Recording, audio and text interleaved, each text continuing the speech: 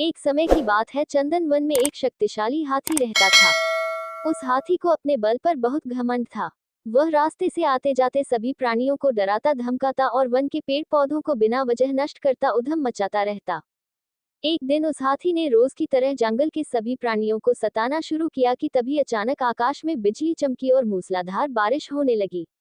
तेज बारिश से बचने के लिए हाथी दौड़कर एक बड़ी गुफा में जा छिपा। गुफा के भीतर एक छोटी सी चींटी भी थी।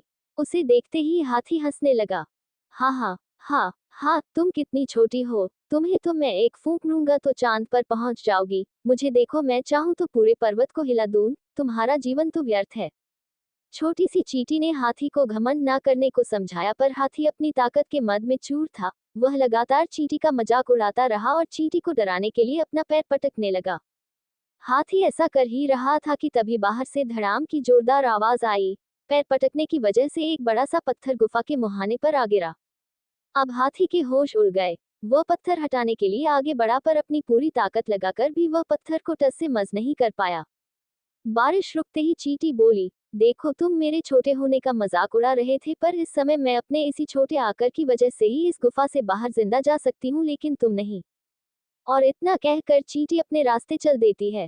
थोड़ी देर बाद चींटी जंगल में जाकर अन्य हाथियों को बुला लाती है और सब मिलकर गुफा के द्वार पर आ गिरा पत्थर हटा देते हैं और उस हाथी को गुफा के बाहर निकाल देते हैं। हाथी निकलते ही चींटी से अपने व्यवहार के लिए क्षमा मांगता है और उसके प्राण बचाने के लिए धन्यवाद देता है। इस घटना से हाथी को ये बात समझ आ जाती है कि सभी प्राणियों के साथ मिलजुल कर रहने में ही भलाई है। और उस दिन के बाद वह हाथी कभी किसी प्राणी को नहीं सताता है।